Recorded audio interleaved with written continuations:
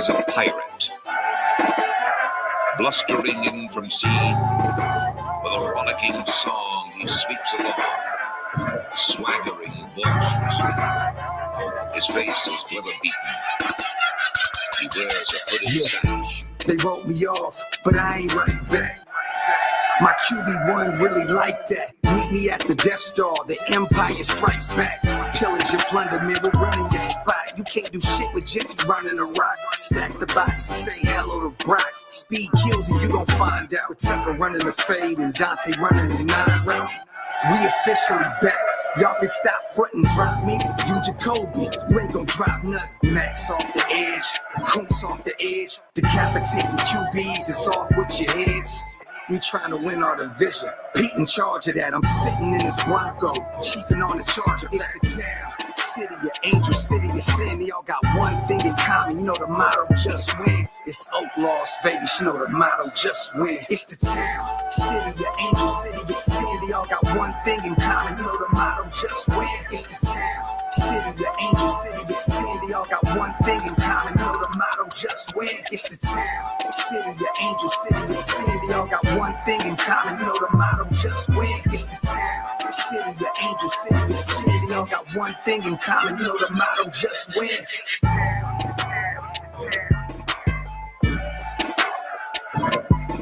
It's the town, it's the town, it's the town.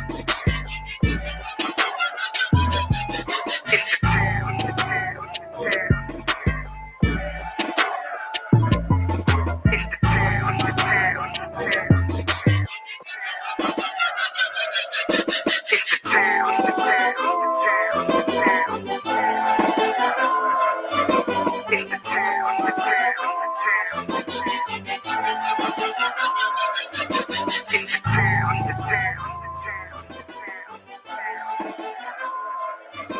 It's the town, it's the town, it's the town. It's the town, it's the town, it's the town, it's the town, it's the town, it's the town. It's the town, it's the town, it's the town. Man, we may be championship ready, but it's on the O. Now go get us a chip, Kelly. Word to Jeremy. I'm just trying to win. Take this gun off safety and put it to your chinny chin chin. I'ma snap like Meredith. Guard your grill like JPJ. Building a bully in the trenches, you know, it's the Raider way. I'm a Raider. I can give a fuck what the world thinks. Brady here to reverse the tough world jinx. Compete. You know what Pete said? Dear AP, I used your voice, but I never wear Chief Red. Oh, mama. Yo, salute to everybody already here in the building. You guys know what time it is. Welcome to the latest installment of Coffee and Convo. I am your host, Graphk Raider Man. Salute to the greatest chat in YouTube history. As always, I appreciate every single one of you guys. I'm back home, back in Texas. Long trip to Las Vegas, man. I had a ball. You know, we talked about it. You know, we'll talk a little bit more about the experience, but legendary run out there, man. Thank you guys for all your patience. I know it wasn't live. A ton out there was conducting a ton of business, but we got a lot on the agenda, man, and a lot to talk about today. You guys see the thumbnail. We're going to talk about the Anthony Richardson situation. A lot of people pinpointing him to the Raiders, and a simple Google of Pete Carroll and Anthony Richardson will give you a better understanding of why some people are doing that. I call cap. I say no on it. I'll give you my reasons. I'm seeing a new report coming out today, you guys, about Trey Hendrickson, which is it's funny, but we're going to talk about that as well. But man, make sure you guys wipe them feet. If you guys are not subscribed yet, man, make sure you hit that subscribe button. If you guys are not subscribed yet, I didn't do the coffee thing today. I need a little extra. I got my Celsius here. And let me know in the comments section where you guys are watching from. What city, what state? Are you on your way to work? Are you stuck in traffic? Are you at the girlfriend's house? Are you at the side chick's house? Are you at the side chick's house?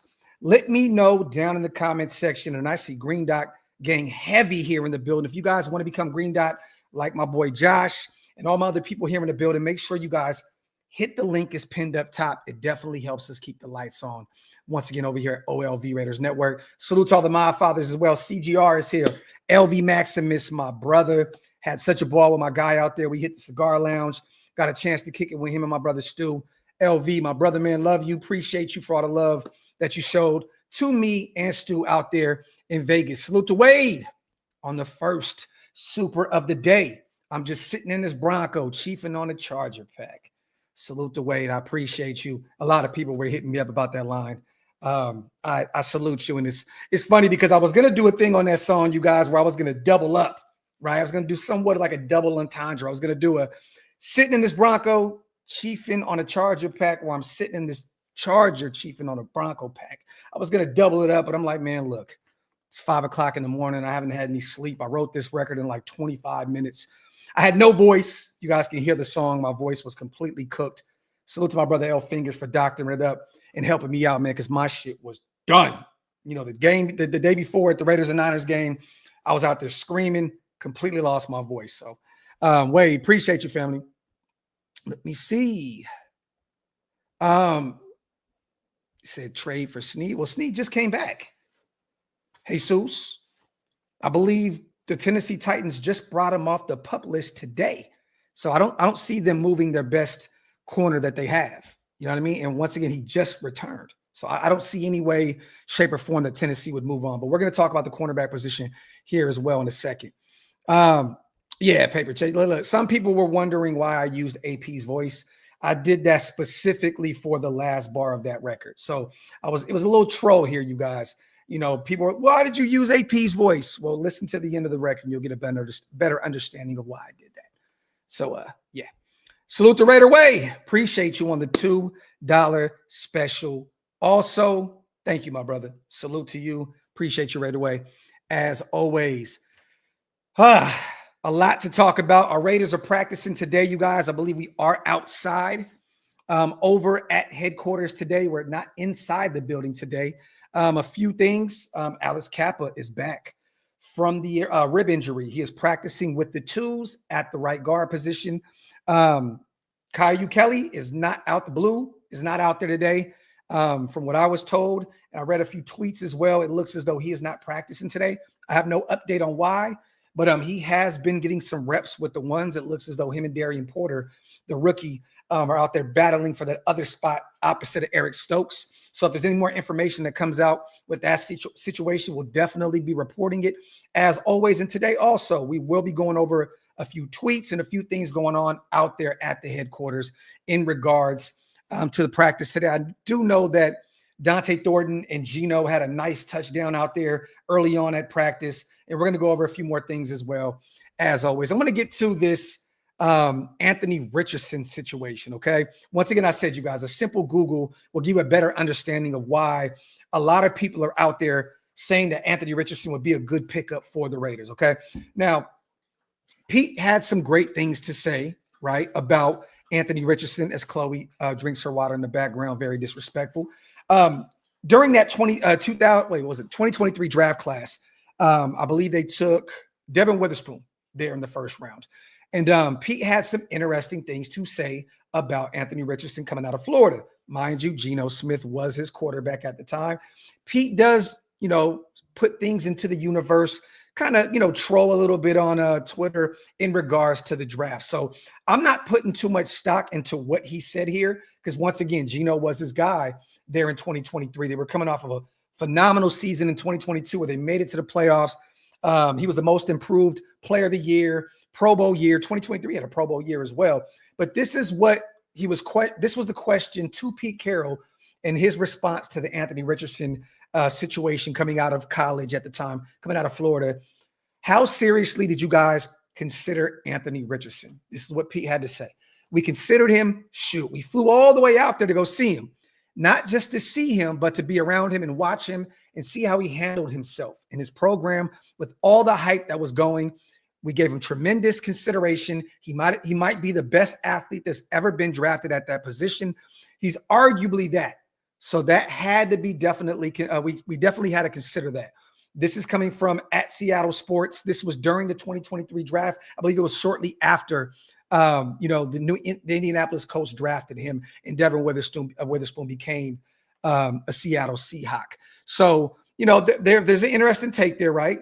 Yes, he's a very, very athletic quarterback, to say the least. But he has been really, really bad since coming into the NFL. He's dealt with a ton of injuries, accuracy issues still fully on display.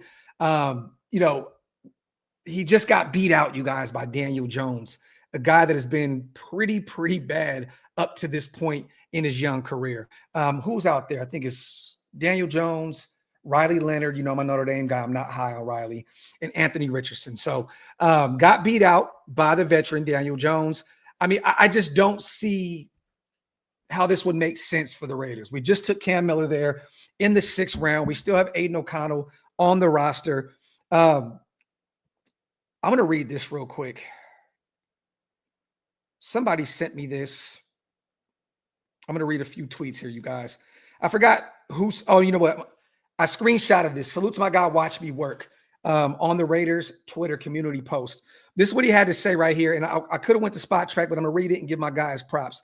This is what we would inherit, you guys, if we made a move for Anthony Richardson. And once again, it's not a need at this point.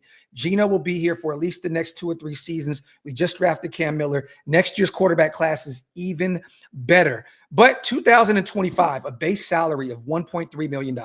Prorated signing bonus, $5.43 million. Roster bonus, $2.8 million. Total cap hit this year, $9.27 million. Next year, a base salary of $1.3 million. Once again, signing bonus prorated $5.3 million. Roster bonus even more, $4.2 million. A total cap hit of $10.67 million next year. And then we have an opportunity to pick up his 5th-year option because he was an early, first-round draft pick. You look at some of these stats, you guys, with him compared to Aiden O'Connell, and this is not me comparing him to Aiden O'Connell, because I think right now Aiden is having a really, really rough offseason. And I personally would give Cam Miller the quarterback 2 spot. I just don't believe that Aiden O'Connell fits in this system. I mean, Pete Carroll came out and said it himself that he slows down the offense.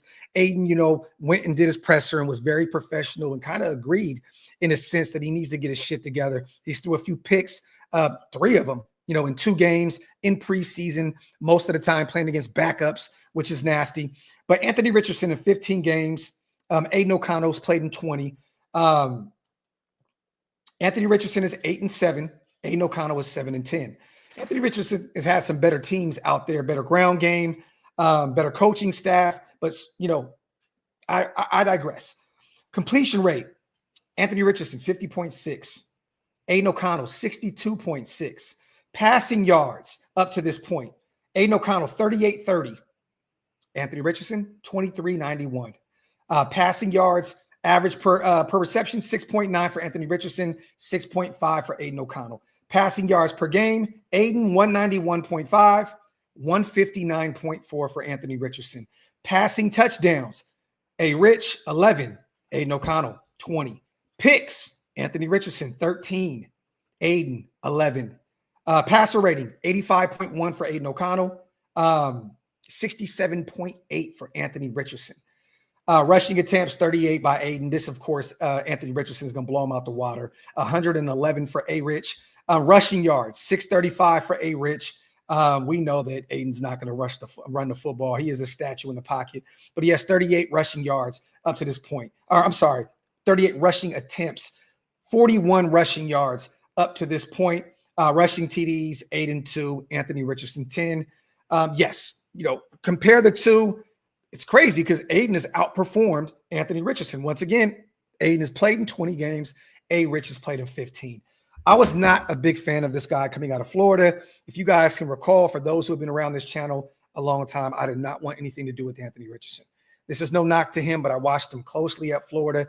I understand that he has a cannon of an arm, but there were so many, question marks surrounding him coming out of college. How many games he's played, the accuracy issues. Once again, would his style of play translate to the next level? This is not a Lamar Jackson type situation, you guys. This is not a Jaden Daniels type situation at all. When you watch him at Florida closely, you can tell this is not that. What would it cost to go get Anthony Richardson? And once again, you have to inherit that first round draft pick contract. And I do not want to pay that kind of money for a guy that's going to have to sit for a few seasons behind Geno Smith and really, really learn, what it takes to be successful at the next level. I know a lot of people, why not? Why not? Why not? There's a ton of reasons of why not. You just took a quarterback in the 6th round.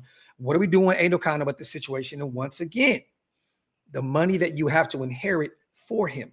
And then when you look at the stats, and it just does not make any sense. Now, Indianapolis should be, patient. Allow him to develop behind the scenes. Let him be QB2 or QB3 or whatever they have planned for him, and allow him to develop. He is still very, very young. He's younger than a lot of these quarterbacks that are coming in year 2 and year 1 right now. He's still very, very green. But once again, it makes no sense for our Raiders to go out and make this kind of move. Would he, fit the athletic profile of Chip Kelly's offense? Potentially. But once again, can you fix the accuracy issues, which are really, really, really bad? And once again, he cannot read a defense for anything. So me personally, I'm not going to make a move for Anthony Richardson. I understand that some people want to get excited about the athletic profile and some of the traits that he possesses. He definitely has a few tools in the tool belt, so to speak, that are very, very freakishly athletic.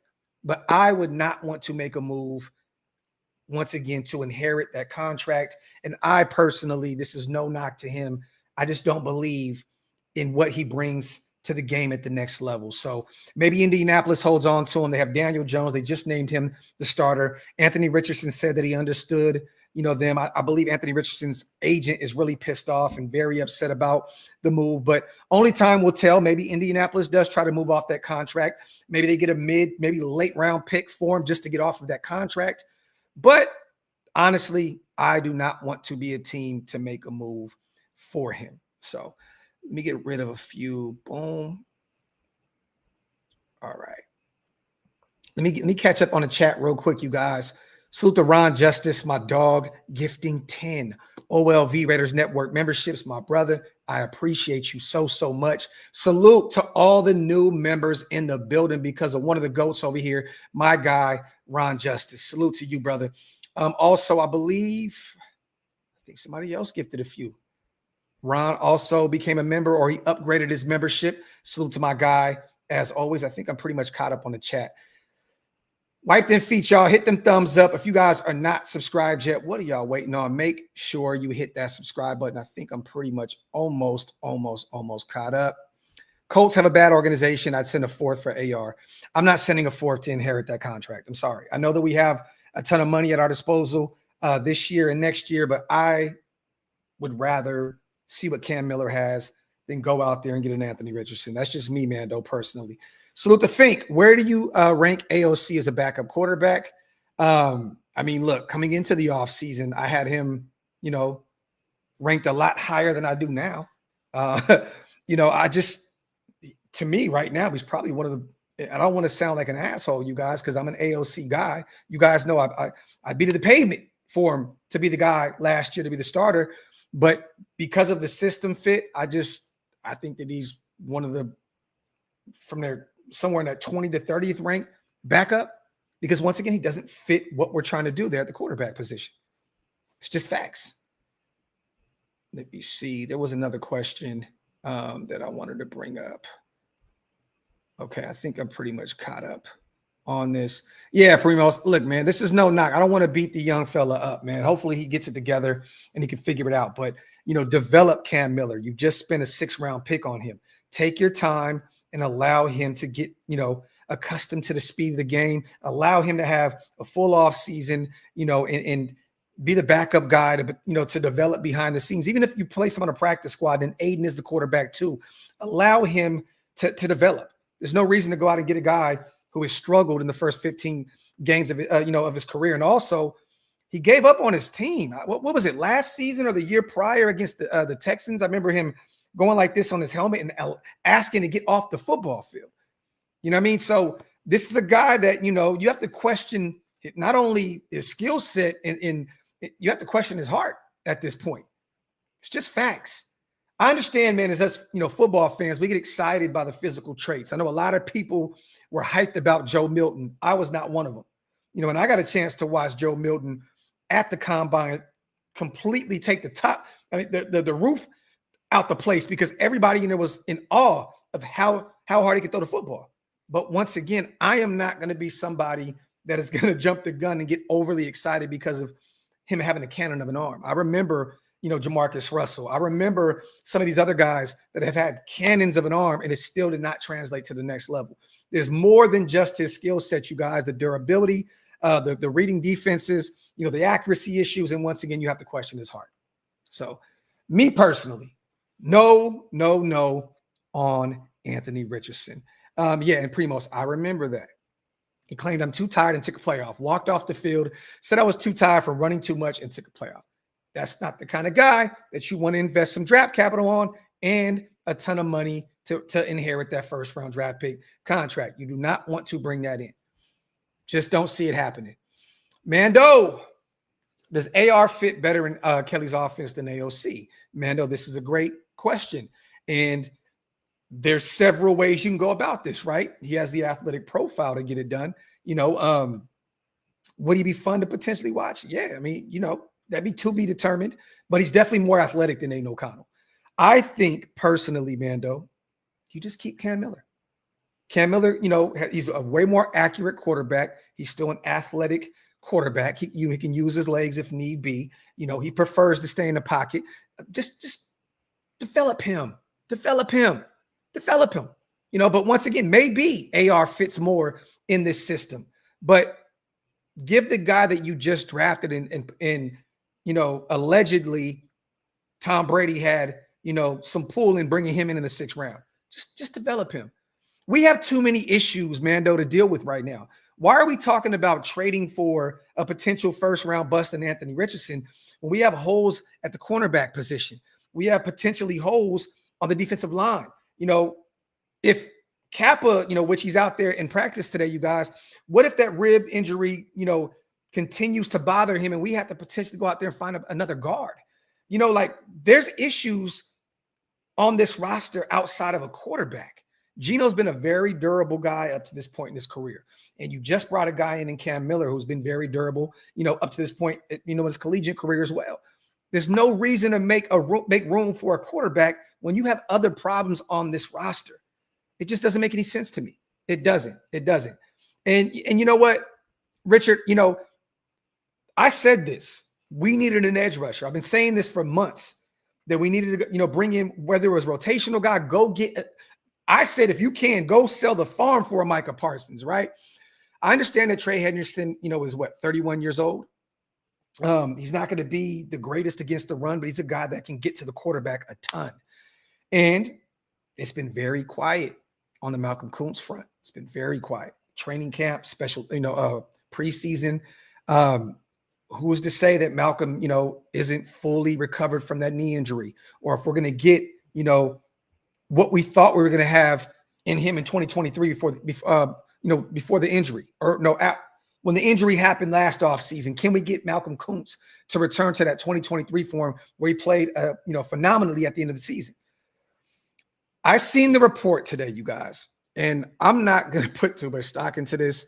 Look, I don't want to be an asshole. I don't want to be that guy that throws darts at people. I don't want to be a guy that, I don't buy the report. I don't buy the report. And I just don't, regardless if I have a relationship, with the guy that mentioned it, and we'll go over that here in a second. I don't buy the report. It's easy to pinpoint the Raiders going to make a move for Trey Hendrickson. But once again, he's 31 years old. There was a rumor out there, you guys, that Green Bay had an offer for Micah Parsons. It was like 2 firsts, I think a 2nd and a 5th, or something along those lines. If you're going to make a move, for an edge rusher, and it looks as though Cincinnati and Trey are very, very far off right now from a deal. I feel like there's a team out there, that may be one player away that can make a move. I know that they mentioned the Browns and the Colts, and there's a few other teams that they mentioned, Arizona potentially going out and bringing them in. I know the Commanders brought Von Miller in, but once again, how much is he going to bring to the table at this late in the game, this point in his career? But the Commanders could potentially bring him in. who's to say that, Philly doesn't make a call to Cincinnati? They love, to continue to build in the trenches. I can see them somehow, some way free up some money. I mean, Howie Roseman is the GOAT when it comes to shit like this. Potentially, I know Buffalo doesn't have a lot of money, but this is a tough situation for the Raiders. And once again, I'll read this report, you guys. I'm going to read this off of Newsweek. Hondo was the guy that mentioned this, okay? And once again, salute to Hondo. He is a friend of the show, but I have to call cap on some of this stuff that they put out there. This is no knock. Once again, I just have to be honest with myself and honest with our community that we built over here at OLV Raiders Network.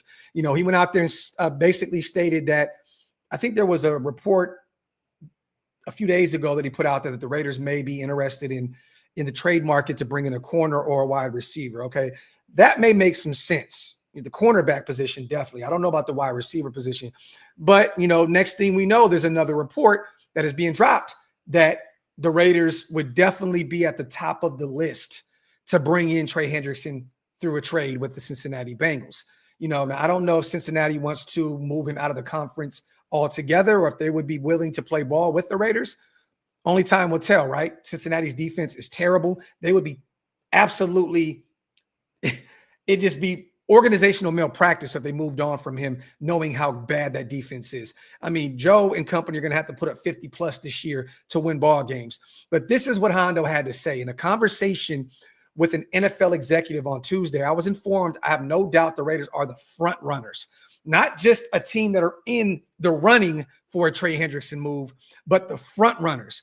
Tom Brady and Mark Davis want to win now. John Spytek has no fear when it comes to making bold moves. The kid, Hendrickson, who is 30, I don't know how you can call him a kid at this point. 30 years old in the NFL was like 40, 50 years old. That move is the mentality of Pete Carroll. He's not afraid of anything that can improve this team. So all of a sudden, the Raiders are front runners to potentially bring Trey Hendrickson in. Now, I'm not here to say, you guys, that this isn't true, but once again, I'm not saying that it is. I don't buy it. And if it happens, great. Hey, guess what? We have the best edge rushing duo in football with Max Crosby, and Trey Hendrickson. And then you have a phenomenal piece with Malcolm Kuntz that can be a rotational guy that can come in and add a ton of value as a backup on a one-year deal. And Tyree is out there killing it at camp right now. And I watched this tape with these 2 preseason games. Tyree is getting way, way, way better. Now, I don't know if Cincinnati would take a second-round pick in the Kuntz or a second-round pick in the Tyree Wilson. Only time will tell. But I'm not buying this report. I'm just not. Out of nowhere, we're the front runners for him. We have a ton of more problems on the defensive side of the ball than bringing in a Trey Hendrickson. It's just facts. I still have a ton of question marks with this linebacking core. We have a ton of question marks at the cornerback position. Stokes has not looked good, at all. Porter is a rookie who's still finding his footing at the next level. Caillou Blue is not at camp today. And once again, there could be an update. He could be out there now. I don't know. But, DCAM getting reps with the 2s and 3s. There's way more issues. And now, you guys, I'm going to be honest, man. Love Jeremy Chin. Palomau is still having issues with taking bad angles and finishing up on tackles, in the coverage. We may have to go bring in another safety. Edmonds look good. He'll probably play a ton in that big nickel look, which I think Terrell Edmonds is probably going to make this roster now. If he can stay healthy, that veteran can definitely provide some talent there on the defensive side of the football. But we have way more we have way more issues than bringing in a Trey Hendrickson.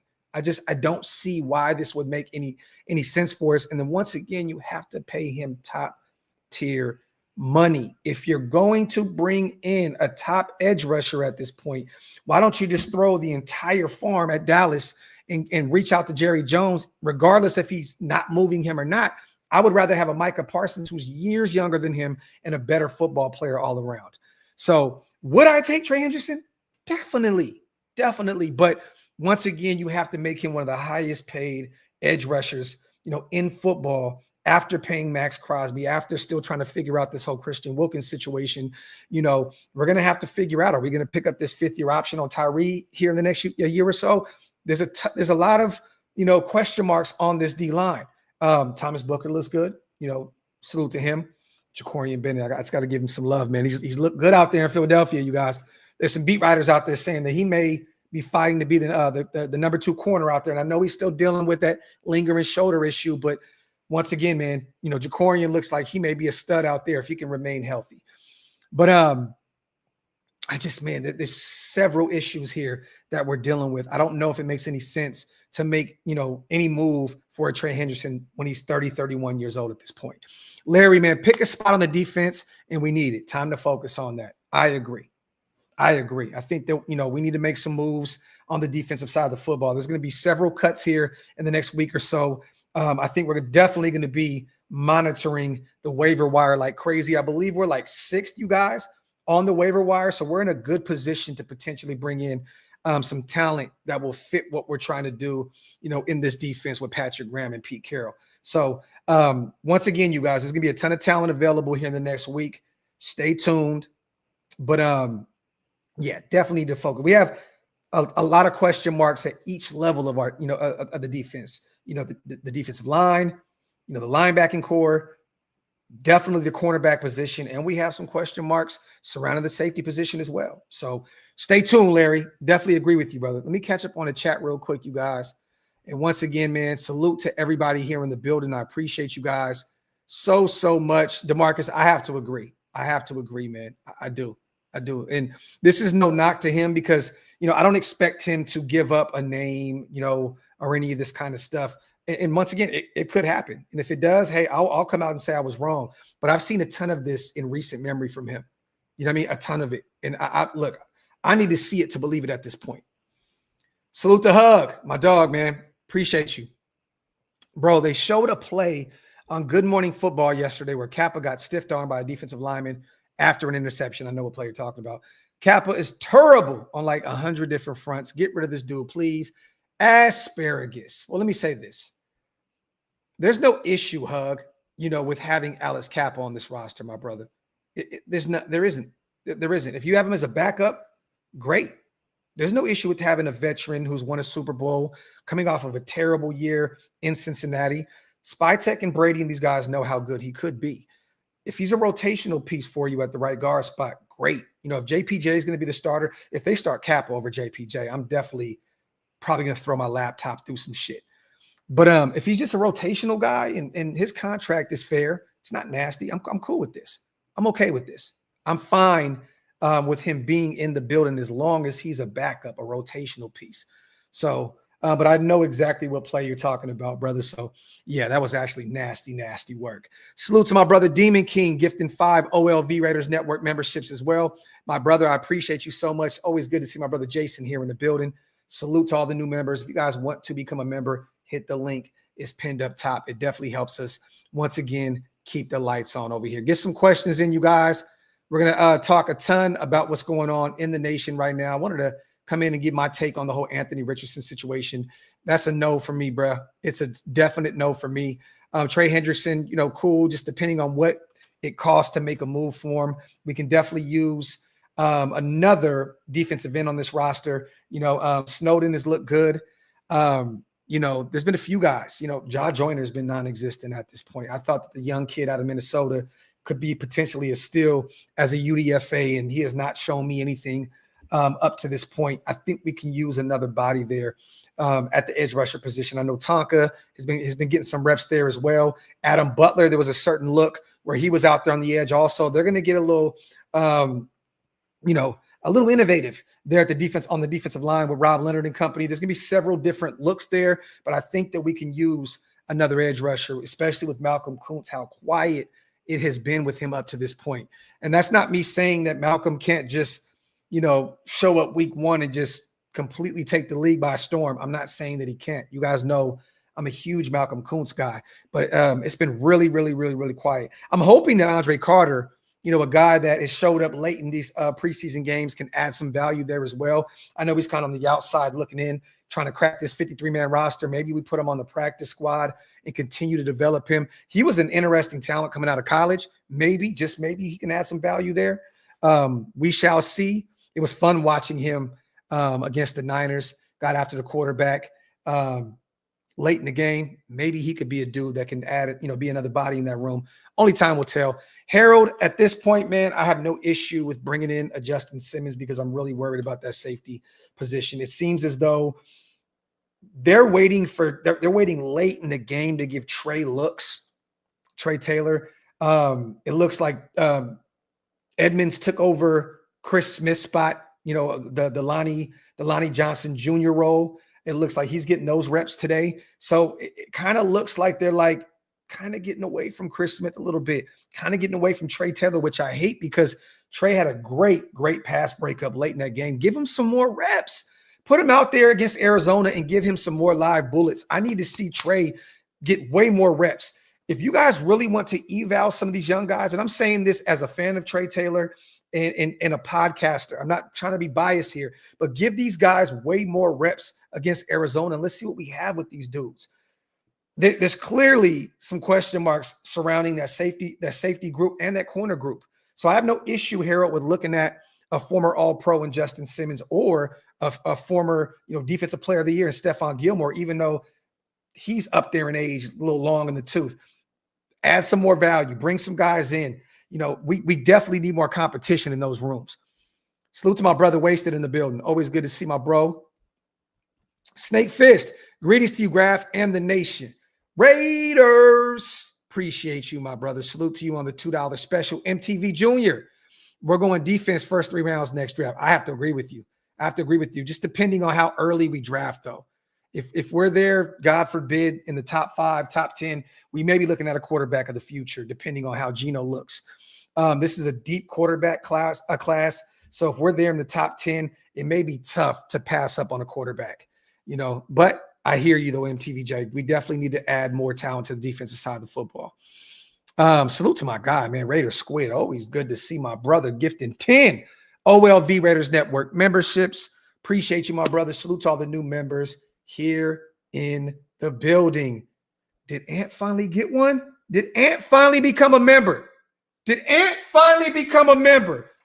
Ain't no way, bro. Ain't no way. Was Squid the one that broke the streak? Squid, you are the GOAT. No more gray dot gang for Anthony. You can boo all you want. You are a member. I hope that you catch every membership gift for the next 5 years, man. And this is a great day in OLV Raiders Network history. This is phenomenal, Ant. I love it. I may give Ant a wrench now. You may get a wrench now, Ant. Salute to my guy, Squid, for doing the unthinkable. Damn it. I thought he had one. Ayo, I hate you, bro. Somebody block him. Man. Get him out of here, man. Salute to the chat. As always, make sure you guys wipe them feet. Hit them thumbs up. I'm finally home, you guys. We are going to be back ripping and running. This week, we're going to have a ton of content out there. And once again, we're going to go over the presser today. We're going to go over some tweets for the practice today. We're not done by any means, you guys. But we are back home. We're going to be active. It's crazy. Me and Big Mike are going to cover the game this Saturday also. So stay tuned for that. Raiders Cardinals, 10 o'clock Eastern, 7 p.m. Pacific time. We will be in Glendale, Arizona, playing the Cardinals last week of preseason. So stay tuned. Me and Big Mike will be calling every single play. Also going to do we got a lot more coming up. We're going to do a pre-Raiders Cardinals, a live stream, a ton of it. And bear with me right now, you guys, because I'm still tired. I had like maybe 6 or 7 hours top of sleep in like 4 days in Las Vegas. Between the studio and all the alumni events and the game, my old ass is still catching up. So let me see. But we went over, the situation with Anthony Richardson. And I believe there was a NFL beat writer or insider that came out as well. Salute to Corbin K. Smith. he put out a tweet that said, I could absolutely see the Raiders trying to trade for Anthony Richardson to work with him behind Geno Smith. Pete Carroll has been a fan for a long time, and Pete has a pretty good track record with his staff of turning the careers around for quarterbacks. So this is definitely something to keep an eye on if Indianapolis does want to make a move from Anthony Richardson. But once again, you guys, you're not only inheriting a very green talent in Anthony Richardson, but you're inheriting, a first-round contract, which me personally, and you have the option of the 5th year, which is great. But I don't know. I've just never been an Anthony Richardson fan. You're not going to hear, if you guys are Anthony Richardson guys, you're not going to hear too much optimism from me. I just think that it's kind of a nasty, nasty move for the Raiders to make if they did that. We talked about the whole Hondo report, exclusive. Raiders are the front runners to bring in Trey Hendrickson.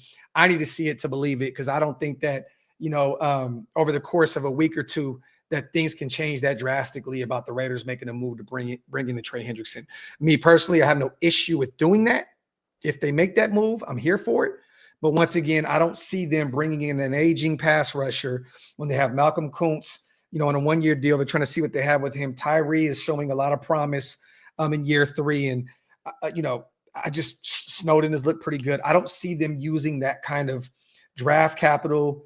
I believe, what was it, you guys, that potentially I think they said that the value was coming down a little bit with Trey Hendrickson, and it may cost you a 3rd rounder and a player.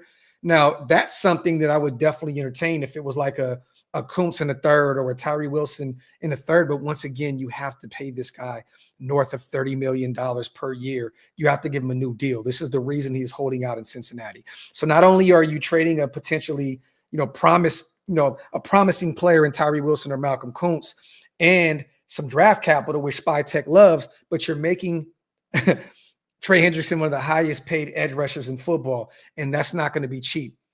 Max reset the market at one point. Then Myles Garrett reset the market. Then, TJ Watt reset the market. This is a trend here, you guys. Micah Parsons is going to reset the market here at some point. So where is Trey Hendrickson coming off of a year where he led the league in sacks? I mean, honestly, what is he going to want? Do you want to, pay him that kind of money? A guy that is 30, 31 years old. I don't think it makes a ton of sense. Vegas, he was initially playing with the 2s. And once again, Pete did say this is a competition. So they're going to still bring in JPJ and Alice Kappa and rotate them in and out at the right guard spot. But they initially said that he was out there getting some run with the 2s. So it's definitely something to still monitor up to this point. Salute the Raider Hater.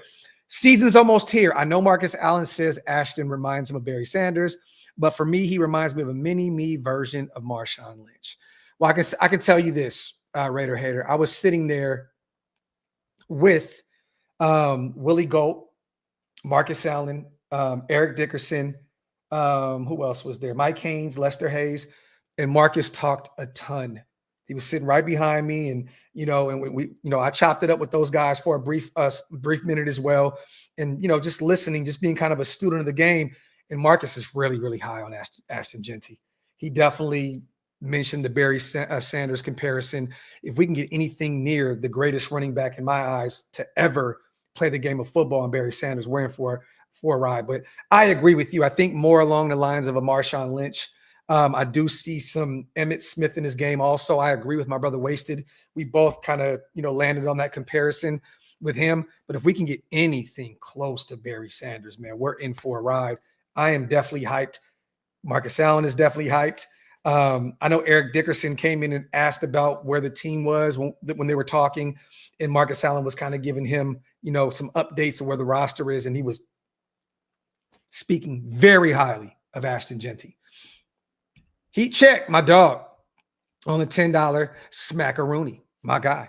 Sup, Graphk? I live in AZ, so I'm going to the game Saturday with my bro and dad. You think they're going to play the starters at all? Raiders, I don't think so, heat check. I don't think so. And to be honest, there's no need for it. Like, I don't see a reason to bring in any of the guys. I think that Cam needs to get a ton of reps, Cam Miller. Aiden will get some looks as well because they're still trying to figure out. That's a competition there, you guys, for the quarterback 2 spot. Pete said that he slows down the offense. He has 3 picks up to this point in preseason. Cam Miller had one nasty one that lost us the game the other day as well. But no, I don't want to see Geno at all. I don't think we're going to see Geno. I don't think we're going to see Genty. There's still a ton of competition in a ton of those rooms. Heat check. So why have any of those guys out there? Who's going to be the backup running back? Is it, Mostert, I believe, is not out there at camp today. Is he gonna battle it out with Sincere McCormick and Zeus? This unofficial depth chart, you guys, it's the same exact unofficial depth chart since week 1 of preseason. We can go over it again if you guys want to, but it looks the exact same. There's still a ton of competition in some of these rooms. So I want to see the backups in the running back group get a ton of burn. I want to see, the wide receivers. Shedrick Jackson, he needs to get a way more reps against the Arizona Cardinals. I want to see Marquez Callaway. From what I heard, he had a good practice yesterday. Him and Alex Bachman were battling it out. Want to see Bachman out there. I don't want to see Thornton. We know what we have with him at this point. Don't need to see Trey Tucker. He's going to be a stud for us this year. There's no need to see Mayer or any of those guys. Brock. Maybe we see some Besh. I would like to see him get more reps out there. But for what? I don't want to see any of the starters out there. Litjaw Joyner and Snowden and Carter and all those guys, get some burn out there. There's no need for it. I want to see a ton of Trey and Chris Smith out there at the safety positions. Caillou Blue, a guy that was buried initially in the depth chart and still right now looks like he's at the back end of it, but he's been getting reps, with the first team, battling it out with Porter. I want to see him and DCAM out there. I want to see Greedy Vance out there. Darnay Holmes definitely needs to go out there and get some looks. But I don't want to see the starters out there at all. I don't think that it's a need.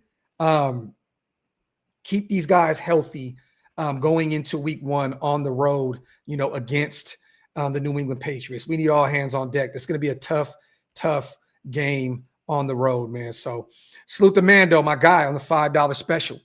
Adding Hendrickson would put fear in Mahomes, Herbo, and Nix. He would probably take a deal to play with Max. We're always going to go after aging pass rushers. Well, let me say this. I don't necessarily look at him as a guy that's his career is almost over. He still probably has another 3 years to play at a high level. He is phenomenal. He is phenomenal at getting after the quarterback. But also, if you're not going to take a pay cut, Mando, to play for Joe Burrow, Jamar Chase, the best quarterback in football in my eyes, the best wide receiver in Jamar Chase in my eyes. There's a ton of talent on the offensive side of the ball. They've been in the Super Bowl already. All they need is to get their defense together. So I don't think if he's not going to take a pay cut to play with Joe Burrow and company, I don't think that he would take a deal to play with Max, regardless if it's no state tax or none of that. This is the last deal that he's potentially going to get. I don't think that he would take a deal for nothing. He wants his money. There's only one guy that can lead the league in sacks a season, and it is this guy, Trey Hendrickson. He wants all his money. TJ Watt, they made him the highest paid non-quarterback in football. They did the same thing with Myles Garrett. They did the same thing with Max at one point. Why would he take a deal at this point? Amanda, I'm not disrespecting you, my brother. I'm just saying I disagree heavily with this situation. Cincinnati has such a high-powered offense that they're a team that you have to look at as a perennial playoff team every year because of how great their offense is. We're still a team that a lot of people around the league are trying to figure out. We're trying to figure it out. We're coming off of a 4-13 season. I don't see him taking a deal just to play with Max Crosby, regardless of how great Max is. I don't see it. No, I hear you, John. I hear you. I totally hear you. But once again, I still think it's a reach. I think it's a stretch. If we bring him in, man, I will be the first one to say, I was wrong about this situation. Initially, I had no problem bringing him in. I'm like, hey, man, let's do it. Let's do it. In the offseason, I would say, hey, if I would love to form one of the best duos on the edge in football, because once again, that takes a ton. It takes a ton of pressure off of these young DBs, these aging linebackers, and a mix of veterans and young guys at the safety position. So I would love to form that best duo because once again, it takes a ton of pressure off the rest of the defense, but it's going to cost us a ton. It's going to cost us a ton. I think I'm almost caught up, you guys. with the chat. We're going to go over a few tweets here in a second as well. Salute to Joey, my guy, on becoming a member. Appreciate you, my brother. If you guys want to become a member, like my guy Joey, hit the link. It's pinned up top. You already know, once again, you guys, it helps keep the lights on over here. I see somebody mentioned the AFC West show. We will be back next week, you guys. I promise you this. Ben has a ton of stuff. He coaches his youth football team with the son on it. So they're going to be very busy. The AFC West show will be back next week. Me, him, and Darcy will be definitely back next week. Let me see. Get some questions in. Let me get off of this. Because once again, you guys, there's no changes to this unofficial depth chart. I can go over it real quick. It looks as though the starters are still intact here. It's Thornton on the boundary, Colton Miller at left tackle, Dylan Parham at left guard. Nothing has changed there. Jordan Meredith at center with Will Putnam backing him up. Right guard is still says JPJ or Alice Kappa. So it looks as though they're still battling it out for the right guard spot.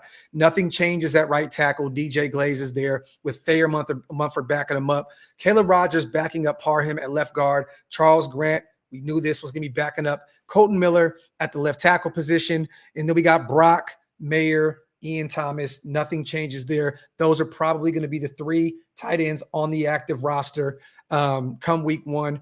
Jacoby is the starter there in the slot with Alex Bachman backing him up and Tommy Malott backing up Alex Bachman. Third on the depth chart there, the rookie out of Montana State, still trying to work his way onto this roster. Trey Tucker is the other starter opposite of Dante Thornton on the boundary. He has had a great offseason. There's just a ton of hype around Trey Tucker. I'm excited to see him, and Jack Besh is backing him up on the boundary with Philip Dorsett third on the roster, on the depth chart, backing up Jack Besh on one of those boundary outside wide receiver spots where Trey Tucker is. Quarterback position is still intact. Geno, Aiden, Cam Miller. Running back position, Ashton Genty is number one, clear cut. Then it's Zamir White or Raheem Mostert for the number 2 spot. So I'm assuming whoever loses out on the number 2 spot, it'll be Zamir or Raheem Mostert there for the third running back position. I think we carry 4. Sincere McCormick has the 4th spot right now with Chris Collier, who's looked good in preseason, and Dylan Lowby battling it out for that last spot. And Dylan has looked good in the offseason. In preseason, he scored a touchdown. He's looked really good in special teams, but also Chris Collier has ran the football really well this offseason. Defensively, you got Max, Jonah Lalu, who's still starting right there at the defensive tackle position, opposite of Adam Butler and Malcolm Kuntz. So those are still your starters there on the defensive line. The linebacker position, nothing has changed. Jermaine Pratt, Landon Roberts, Devin White, with Jamal Adams, Tommy Eichenberg, and Jalen Smith backing up those guys on the last unofficial depth chart going into the last preseason game. Darnay Holmes, still the starter in the nickel with Greedy Vance and Caillou Blue behind him. Corner, Darian Porter, the starter with one of those boundary spots with Greedy Vance behind him. Well, I'm sorry, DCam behind him and Sam Webb right there behind DCam. Eric Stokes, still the starter with JT Woods and John Humphrey backing him up. Free safety, Isaiah Palamau, Chris Smith, Hudson Clark, Terrell Edmonds. Strong safety, Jeremy Chin, Thomas Harper, Trey Taylor, Lonnie Johnson Jr., who is on the IR right now and will be back probably somewhere between week 5 and week 7. Pete Carroll made it sound like pretty promising with his recovery time. And then special teams, we already know Cole, Carlson, Bobin Moyer, then kick returner, punt returner. They still have Trey Tucker there at both with Sincere and Genty backing him up. And then you got Dylan Lowby, Bachman backing those guys up. And then Tommy Malott at the end of the depth chart is kick returner, punt returner. So nothing really changes there. So let me catch up. I think I'm pretty much caught up on the chat, you guys. Once again, you guys, wipe them feet, hit them thumbs up. If you guys are not subscribed yet, what are you guys waiting on? Is it presser time? I'll bring the presser up as well. CF Jr., appreciate you on becoming a member, my brother. Let me bring this presser up, you guys. Let's watch this as a family like we always do. We got Tyree Wilson and Landon Roberts. Oh, and it looks like Pete's talking.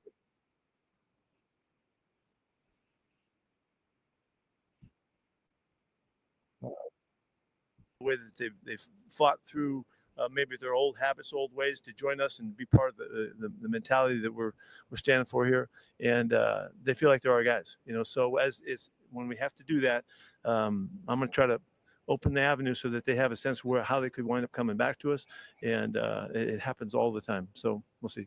So the level of competition you were seeking going into camp was met? Yeah, we've been battling. We've been battling. It's every day. They understand that they're trying to make it hard on the guy across from them, just about to the point. Lonnie Johnson said one of our meetings when we were talking about competing, he's talking about, I'm trying to piss you off. I'm trying to make you pissed off at me, and he's talking about pushing so hard that it's uncomfortable for the guys across from him. And then you got to deal with it. And how do you respond? And do you go throw a punch, or do you kick somebody or hit somebody, or do you Cider. And you take it as the challenge. Since Carroll has come in, the pressures are starting on time or early. So I feel like really good about the level of competition. Coach, you mentioned the communication between the safeties and the corners and the linebackers. Are you seeing that evolve this week? Have you been practicing on that this week as well? It's a really big deal. We've not had we've had some stumbles along the way, but it hasn't been something that's consistently showing up. We missed a call here. We blew a look one time or another here. The big touchdown play against Seattle was we totally screwed that up in the huddle and at the line of scrimmage. We just gave him a touchdown, and so. But it is not like pervasive. It's not. We don't have any problems with it. We just need to keep doing it. And the conversation that they have back there gives the guy next to them confidence that he's right, and he doesn't have to be second thinking. Am I right? Am I doing the right thing? What am I supposed to be doing here? That's what the communication allows us to get to that confidence level, so we can execute really well. Tyree Wilson, is your building a roster? What is your philosophy if you got a guy that you think can help you this year a lot? But, man, there's a guy that could potentially a couple of years from now be something. How do you weigh that? Really well. The next question. No. Honestly, that's the conversations that wind up being John and I, hammering it out, trying to figure out what we think is going to happen, try to predict the future and all of that. That's all part of it. And I love to say that we're always right and we've got that nailed. But it's hard because there's a lot of variables and who's going to become available and all of that kind of stuff that happens. Something we just have to hammer out. We Raider meme. I agree with you, brother. We go forward and go and stand together on it. That's how we've always done this. Pete, you're really big on competition. Just for you, what does it mean to be competing in division with Sean Payton, Andy Reid, Jim Harbaugh, and those coaches who? Isn't that something? Yeah, I think it's great. If you're gonna be any good, you got to beat the best teams. You have to beat them, and so if this division is loaded with that's what's going to make us what we are. And going against Andy and Sean and Jimmy down there, it couldn't be any more challenging because these guys are terrific football coaches and they're going to have a complete team. They're going to bring their kicking game. They're going to bring their run game. They're going to bring their defense. And then they're going to know how to highlight their special players. I mean, that's what this league really, I think dictates. And so I got to get my act together. I got to play up to those guys. In Seattle, you had Sherman Smith as your running backs coach, and now you have Dillon as your running backs coach. Can you just talk about the similarities between the two and father and son, and how crazy was it to see their situation kind of transpire the way that it did? Yeah, that story in the book and the wonderful accounting of all of that has come out. It was really well done and an excellent piece and all that. But to be right in the middle of it when it happened and to see it and you could see the similarities in their looks and their mannerisms, but nobody would have thought that there was a connection there. It just was it was just kind of spooky that they were so similar. And then when we find out after the fact that, it's his pops and all that, and we were so close in that during those years that Sherm was just he was like a heartbeat for our program. He was the kind of the minister for the guys, and he had so much to share with everybody. And then to know that this story was on the back end of that, I don't know. It was really hard to digest and to take it in. But now that we see him, it makes me chuckle all the time. I see the looks, I see the mannerisms, and to know that now it is connected to Sherm, who's one of my all-time favorite guys to work with, is just a magnificent story. Is everybody live on Saturday, or are some guys going to stay back? Yeah, everybody's live. Yeah. We've seen Terrell Edmonds take on more and more. Auto buy. What have you seen from him? I like him. Yeah, he brings you the sense of the experience. I mean, you can see when you watch his film that he's done tons of stuff. He's done all of the stuff at the line of scrimmage, on the deep end, coverage-wise, blitz-wise, and so he brings that to us. And he's got a level of confidence that's obvious. And so it's a great pickup for us. And he's right in the middle of everything, right in the middle of competing for snaps and all of that. Obviously, this is us already, but final preseason game coming up, final roster cuts. What are you wanting to see out of those guys who might be teetering on the 53, 54th spot coming up? I want to see them to go out knowing that there's a lot on the line for them and play like they're capable. I don't want to do nothing crazy. I don't want to try to be like somebody else. I want them to be the best version of themselves in the face of all that, may be built up in their minds. I'm going to try to calm them down as much as possible and trusting that the work that we've done, the reps that we've taken will give them, if they can execute that on game day, again, under these circumstances, and they can handle it and deal with it really well. That's the message that you got a guy that can really compete, you can count on. Looks like you guys are really working on the connection between Gino and Dante on those deep passes. What's kind of gone into developing that between the two of them? It's ongoing. It's an ongoing process. You see, G is looking for him, and he's trying to give him chances to fit in and all that. We've done a lot of it in practice. We've done, the targets we've had in the game, we're leaning towards throwing the ball down the field by design. Gino's trying to get him to come alive. Is he an over-the-top guy? Is he a back shoulder guy? What are his strengths? What does he handle best? So Gino knows how to throw the football to him. And so we're just trying to catch up on all that. We continue to do it. If you've noticed, you guys have been here, you've seen all the deep ball drills that we've done. That's to just develop the knack and the feel for the player and the thrower. And it's always good for the defense too, but there's a lot of offensive emphasis in that. Do you think Dante's looking back too soon rather than just getting down the field? He did the other night. Yeah, he put his eyes up real early, maybe 10, 12 yards down the field, which is he's so fast, you want him to use it to get him open as opposed to is the ball coming, and so part of that is them getting accustomed to, is he going to get back shouldered? Is the ball going to get thrown outside and on the boundary? When he knows that G's going up over the top, he needs to be able to believe in that and be ready for it. So it's just a process. He has not caught a lot of balls in his career. He's an inexperienced guy in the program, but yet he's bright, he's smart, and he cares, and he's trying, and G's trying to connect it all, make it come together. How would you evaluate the progression Malcolm Kuntz has made so far through camp? I said something to Malcolm today. It's taken him a little while to feel that he's back.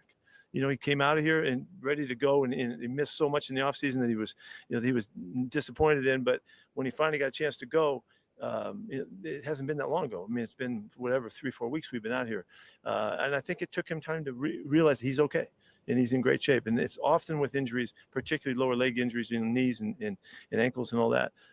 You got to believe that it's okay. And sometimes you have to prove it. And because after all of that time, they're thinking about it and they're limping around, they got the boot on and all that. It works you. And Alex will be the first one to tell you have to develop your brain to allow yourself to get back to normal. And it's not so much the physical part of it. He's got all full strength. He's explosive. He's tough, fast, all of that. And he's shown it in the last 7 or 8 days and 10 days that he really is back. So we're thrilled to see that. Good. All right. Okay. Thanks, Coach. Thank God they asked about Malcolm Kuntz. So there it is. It seems like he's a little inside his own head, you guys. That comes with those kind of injuries. So, I think that we're very aware of that, right? I mean, do we ever get anything close to 2016 Derek Carr after the leg injury? Good. No. Let's get it rolling. Landon Roberts. In the NFL, you got to keep yourself on a kind of a time lane type of a thing. Are you kind of to that point now where it's like I have to start playing for real? Oh yeah.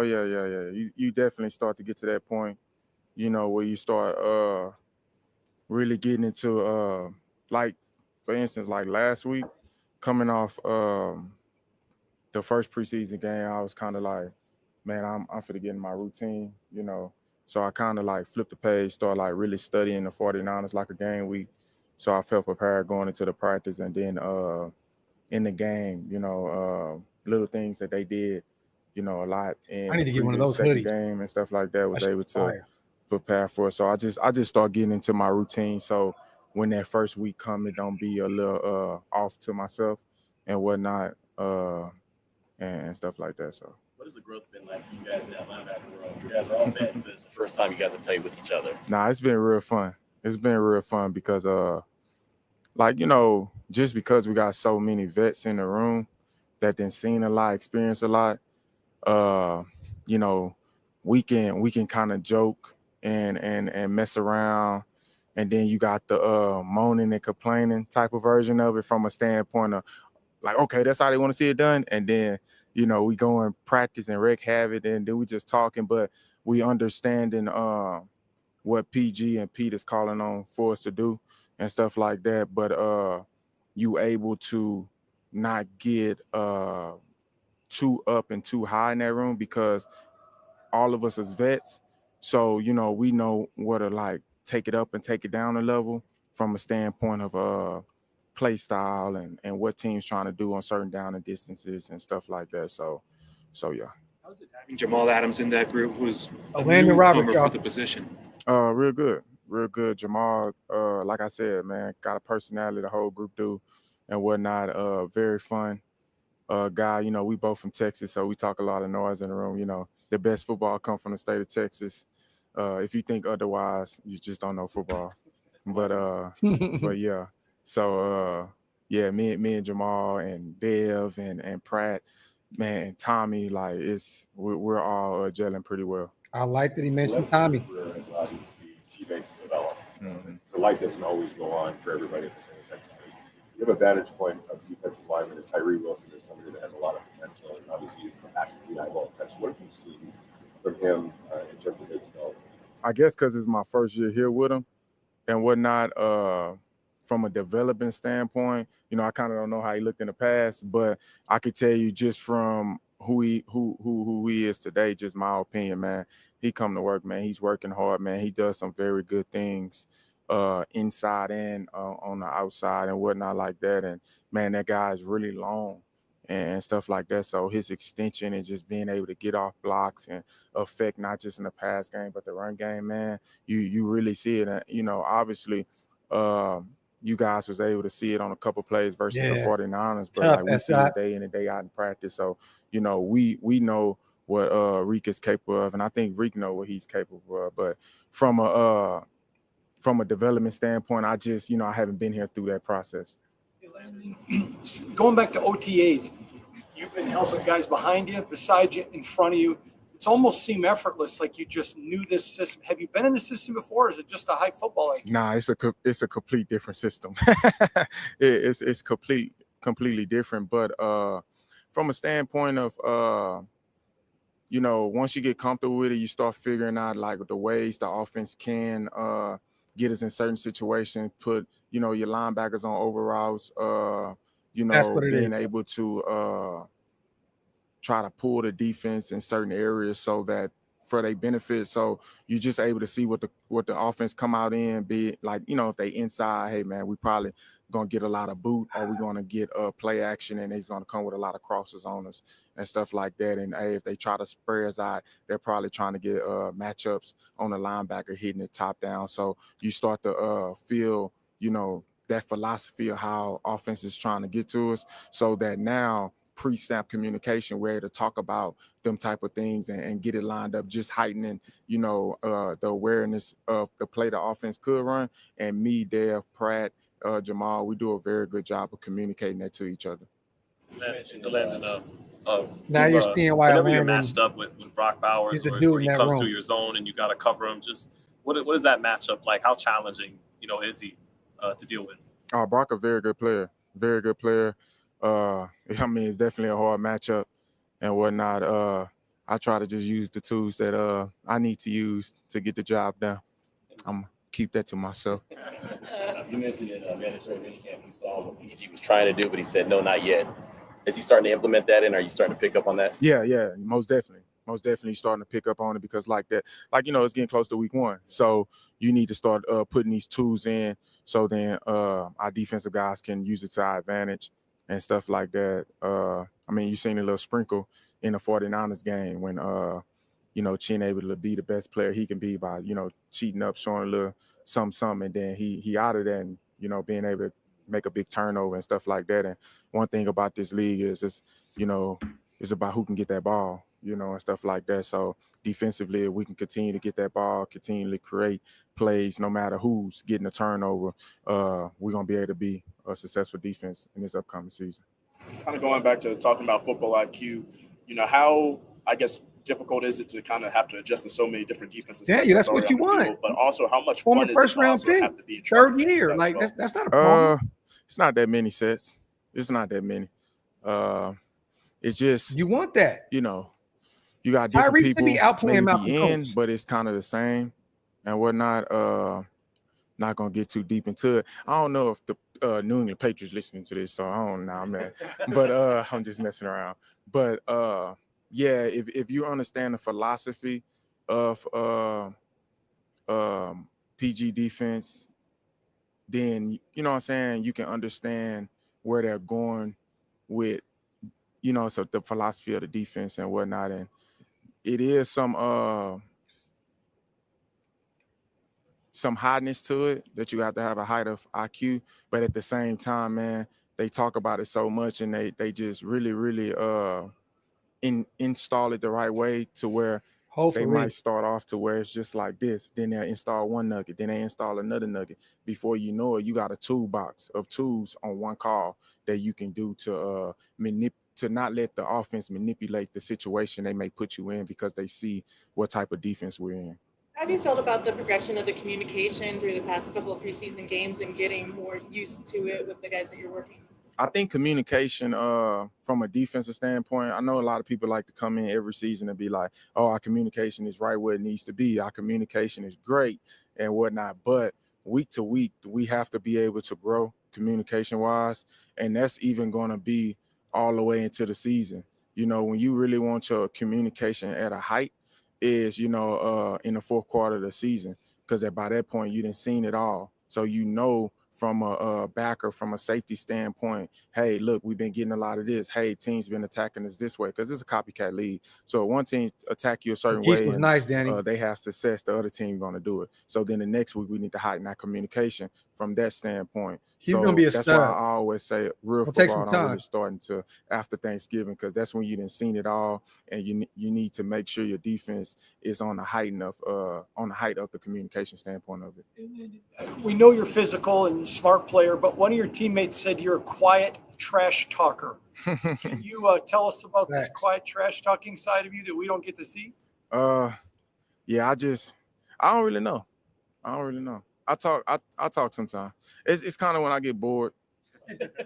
I get a little bored in practice. You know, Gino might be throwing it a lot. It's not a lot of run plays, so I'm kind of just boring. And I can't kill nobody in the kill zone yet because, you know, it's practice. So I'm just like, so I start talking that way. Or like, for example, yesterday, we had one-on-ones versus the running backs, and you know, rules has kind of changed now with one-on-one, so you can't really rush them a certain way. So it's slanted. So the running backs got the chirping. So I'm just like, yeah, no team run next, and they still chirping. I'm like, all right, I was gonna take it easy on y'all today, but I guess I'll set this tone. And yeah, look, I think it's little stuff like that. I don't understand why they mess with me, man. I be minding my business, you know, and stuff like that. But it be fun because Devin kind of the ringleader in the room of the talking and whatnot. So Devin every day, I be feeling bad for him sometimes. I'm like, Dev, he don't be quiet, so I lay off of him. But then when they start with me, I'm like, all right, you asked for it. That's on you. Like that. So. Edmonds looks like a guy that's kind of settling in. He got some reps with you guys at the ones today. What have you seen from him since he's come here?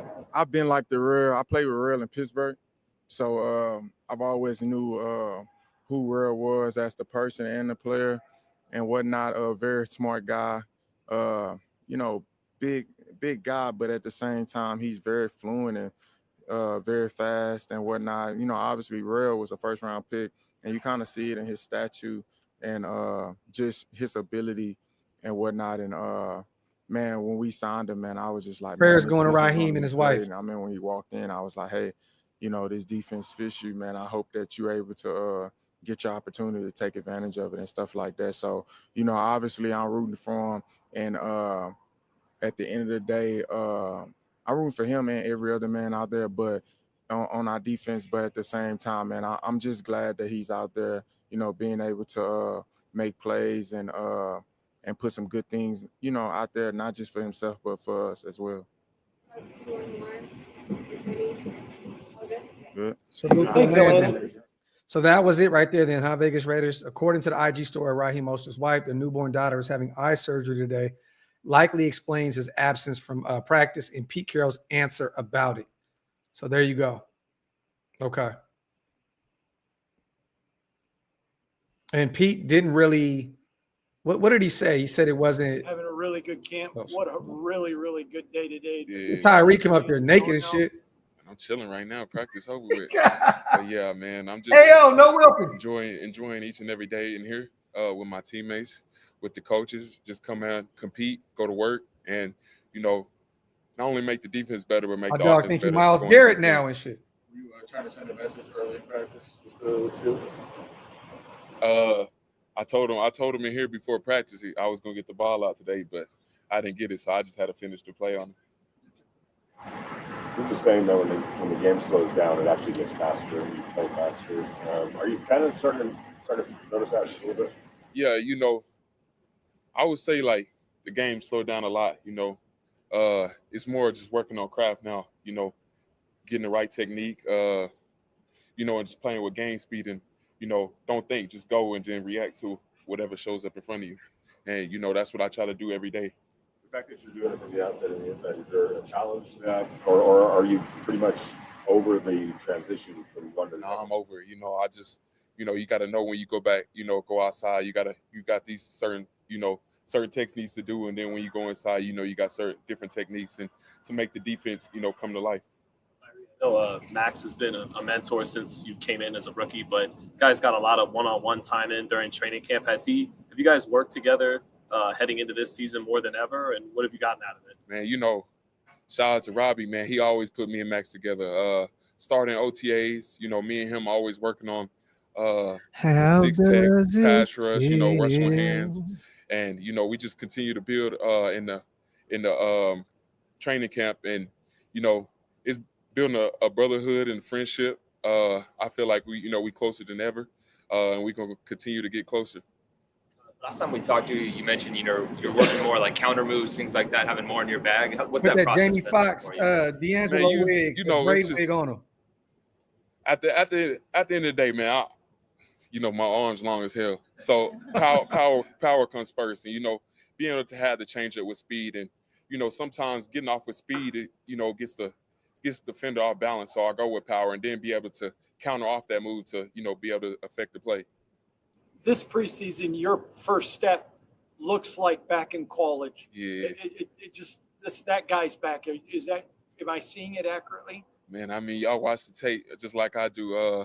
I feel like I'm way faster, way more fluid than I have been before, and it's going to continue to get better. How much of that is the relationship you and Patrick Graham have, and you had a chance to play in his system for a while now? Man, I feel like it's the scheme.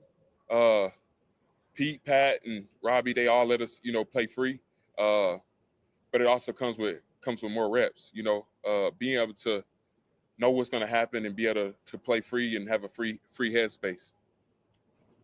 What you mean faster? So what did you do to get to this point?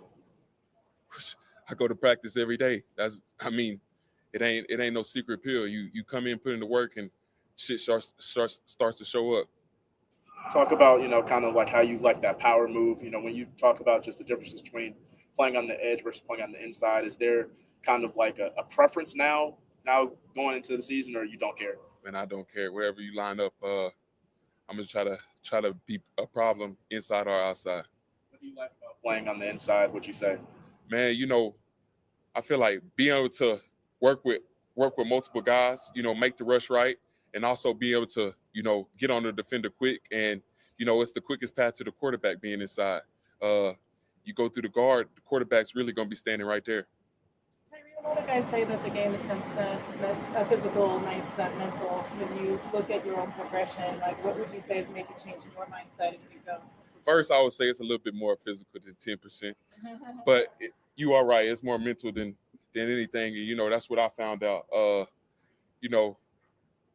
feel like when you're young, you like to think, you like to try to not make wrong plays, but that's really slowing you down. So I feel like when you that was a bar, when you go fast and try to correct it on the go, you make the plays that you want to make. Do you feel like you know something the rest of the league doesn't right now? Man, I mean they ain't here at training camp, so probably so. Yeah. Tyree looks excited though, man.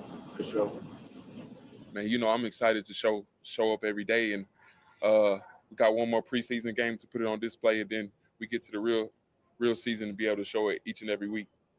People talk about Pete Carroll's always compete philosophy, but what does that actually mean? Like, what does it look like as a player? Man, it's always, it ain't just competing against another guy, it's competing with yourself. I always try to break down the film. I mean, and you find don't get more comfortable than that, bro. Get better the next day, like and then challenge the players across from you to make the offense better, and then you coming back to be better and make the whole defense better. It's always trying to find little things, whether it be pad level, hands, technique, anything to get better so this team goes farther. Thanks, yeah, appreciate it. Yeah, somebody was back there yelling like shit. All right, there we go, man. Boom. Boom. Cool little presser. Also, you guys, I don't know if you guys missed the beginning of the show, but Caillou Blue Kelly did miss today's practice.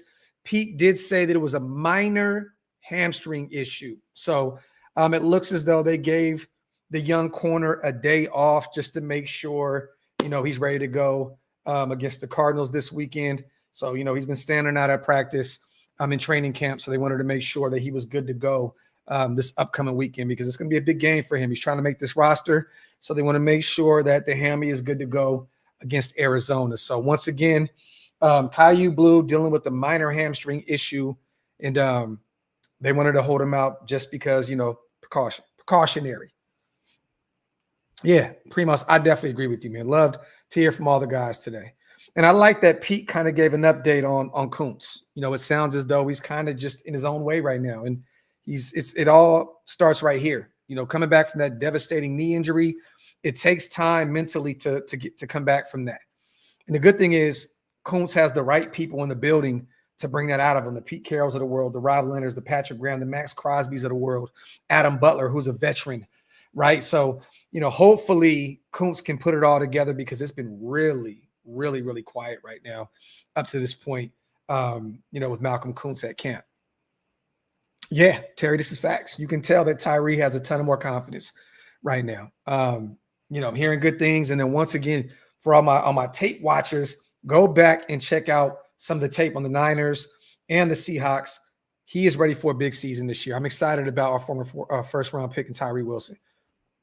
Let me see. Wipe them feet, y'all. Hit them thumbs up. If you guys are not subscribed yet, what are y'all waiting on? Trey is 30 and wants more money than Max. Raiders need to stop paying high-priced free agents who end up not being who they were with us. I mean, this is the thing, man. Black Steel, if you're going to make a move, I'd rather, and this may sound crazy to y'all, I'd rather pay double and go get Micah Parsons. This is what it is. If you're going to make this major splash where you want to become this team that could potentially win your division and potentially make a run in the playoffs, I would love Trey Hendrickson. This is no knock to him, but go get the younger guy. Go get Micah Parsons, if you can do that. If you can do that, if he's available, which I don't believe, Jerry's going to make a move from him at all. Once again, I said at the beginning of the show, there's rumors that Green Bay already has a massive deal on the table for Micah, and Dallas has not even entertained it. So I don't know, if they're even really entertaining moving on from Micah Parsons at this point. So they're kind of both playing, you make a move, we'll see if Jerry budges here soon because he's already stated that he doesn't know if Mike is even going to be available come week 1. So we'll see. King Savage, I agree with you. This has to be a big year for the defense for him in order for him to potentially not only find another defensive coordinator job, but he's trying to find a head coaching position somewhere. So this defense needs to put it together, man, this year. And, I know that we're not that excited of what we've seen early on in these first 2 preseason games, but I'm hearing different stories out of training camp that the defense looks good. So once again, a ton of vanilla, you guys. Pete Carroll and Graham are not going to throw, just all fastballs come preseason. You know what I'm saying? Like they're gonna go out there and throw a few knuckleballs out there. You know what I mean? They're not gonna give you the whole, the whole arsenal in the preseason. Let me see. Check out the PFP Graphk campfire. That's hilarious, bro. That is hilarious, bro. Did you put a Smokey the Bear hat on, bruh? It's nasty work, Raider Mean. That's nasty work. I would rather get Trey. It would cost less. I'm not giving up 3 first-rounders and paying him 2. Well, this the thing. How many years are you going to get out of Trey Hendrickson? I mean, honestly, how many years are you getting? He's 30 years old right now. What do? You give him a 3-year deal, 4-year deal? I mean, look. And who's the better player? I understand, what Trey has in terms of the sack department and pause if necessary, what he's been able to do in Cincinnati. But, look, I'd rather go get the younger guy, honestly. I'd rather go get the younger guy. And the longer that this plays out in Dallas, you never know, man. The market may come down a little bit in terms of trade value. I don't think it's going to cost you 3 first-rounders to go get a Micah Parsons. If they can't figure that out here soon, you may see that trade value come down. They're already saying that Trey Hendrickson's trade value is dropping. And if it's really a third in a player, I believe somebody came out, or a beat writer or an executive, somebody came out and said that it could potentially be a 3rd-round pick in a player. Now that, if it's Malcolm Kuntz, and it necessarily doesn't even have to be a defensive player from what Cincinnati's putting out there. But if you can give up Kuntz in a 3rd-round pick, I mean, hey, man, you got to think about it. But once again, you got to pay him a shit ton of money. And you just, I'm not against bringing in Trey Hendrickson. I'm just not buying what this executive said, that we're the front runner to bring him in. I'm not buying that. I'm not. I think we have way too many holes on the defensive side of the ball other than edge rusher. If you're going to, this is why I kept saying, go get Jalen Ramsey. This is why we were talking about early on in the offseason, potentially going out and bringing in the Justin Simmons and these type of guys. We were saying, reach out to the Seahawks, see if we can get Woolen. Like, there's a lot of holes in that secondary. I think that we can, if Malcolm can stay healthy and Tyree can turn that corner, that D-line can be good this year, potentially great. I just don't see Pete and company making a move, for a Trey Hendrickson when there's other needs on the defensive side of the ball. Honestly, I don't see it. Facts, Wasted. You already know, bro. And like I said before, man, bruh's been on the channel, a few times. We've done stuff with Hondo. I mean, Hondo, man, is sent my kids Christmas presents. It's no disrespect to him. But, the more and more stuff I see, coming off of that platform, the more and more I take a step back. So, I don't buy it. Can it happen? Definitely. But, I mean, just a day or so ago, he dropped the report that the Raiders are in the market to make a trade for a corner or a wide receiver. Now we're the front runners for Trey Hendrickson. I mean, which one is it? And what do you say, Wasted? Which one is it? Is it one Mike or Uchiwali? Which one is it? So, yeah. Let me see. King said there's no reason to get Shiloh. There's none. He'll probably end up on the practice squad in Tampa Bay, and they'll develop him a little bit. But look, I said it. I got a chance to cover him at the Shrine Bowl weekend, and I'm not the biggest fan. He's undersized. There's some durability issues there. I don't think that he would even crack the rotation at the safety position. I would rather have, Chris Smith and Trey Taylor and those guys getting reps than Shiloh. That's just real. Well, I mean, honestly, JM, I mean, is he a good backup? I mean, I'm not going to kill Hondo for that. Coming into the offseason, bringing in Geno, we thought, okay, Aiden's a good backup. This is a great problem to have. And he just hasn't been able to, get up to the speed of what Chip Kelly wants out of his quarterbacks in this system. But early on, when you bring in Geno, when you bring in Chip, I mean, you're thinking Aiden can be a really good backup quarterback. You know what I mean? So, and I thought that he was better than Gardner Minshew. I thought we would have won more games, with him starting last season. So I'm not gonna get on bro about that. there's just some of this stuff that they throw into the universe over there that I'm just like, come on, man. Like, did you really hear this and hear this and hear that and hear this and hear that? It's like, come on, man. And I can't even say, I won't even say what I know about all that shit. It's just funny, man. The more you get in the building and the more you get around people, man, the more you realize, bro, that there's not really a lot of respect there in that building, man. So, once again, sometimes you got to step away from certain situations. Wade said, I got to disagree with you. I think in this system, definitely. But, I think with Josh McDaniels and what he was asking for, or last year in Luke Getsy's system, I thought he was a lot better. I'm not going to say he's ass. I think he's a formidable backup quarterback within the right system. That's it. I don't think he's a terrible quarterback by any means. I just think that he just does not fit what we're trying to do. I mean, when your head coach comes out and says that he slows up the offense, there's a problem there. So, once we got Chip Kelly in the building and we knew that, they went and got Cam Miller, a more athletic option at the quarterback position. This is why I kept saying, and everybody was saying, yo, Graphk, you're tripping. I was getting messages left and right saying, how was your hot take that Aiden O'Connell was not going to be the backup quarterback? I said, because Cam Miller, and I wasn't a big fan of Cam Miller. You guys know this, but he's the more athletic option. And I think that he fits in what Chip Kelly wants within this system. And Aiden has definitely slowed the offense down. I got a chance to see it live in living color on Saturday against the 49ers. It was rough to watch. It was really rough. Let me see. Get a few more questions in, you guys. Salute to everybody here in the building, as always. Let me see. Echo, man, they're trying to get me out there for the Chargers game. So I may pull up week 2. They're trying to get me out there. They're trying to talk me into coming out there and doing some things. So stay tuned. But if not, I'll be going to a few road games. Texans, Colts, a few other games. So stay tuned. Oh, yeah, Primos, this is facts. You can tell the offense is different with Aiden out there compared to Cam and Geno. Watching the film, Aiden in the system is a bad marriage. It just will never work. Facts. And I think that this is a situation, Primos, where both benefit from parting ways. I just do. And I would be absolutely shocked if Aiden O'Connell was on this roster come week 1.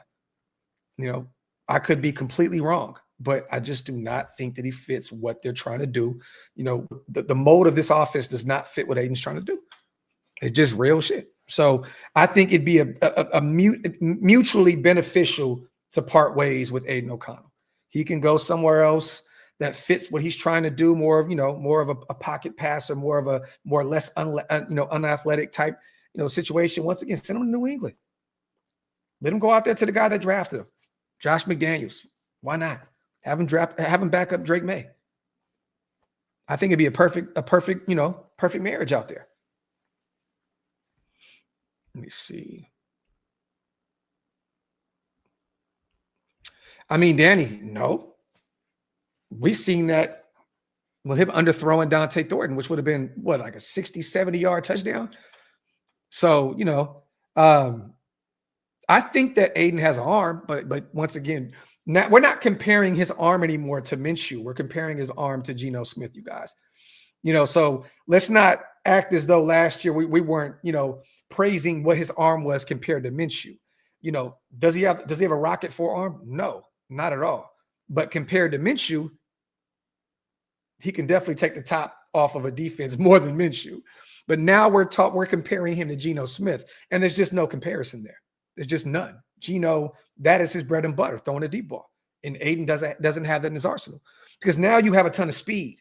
You're not just throwing deep balls to Jacoby Myers. You're not throwing deep balls to Brock Bowers. You are throwing the deep ball to a Trey Tucker and a Dante Thornton.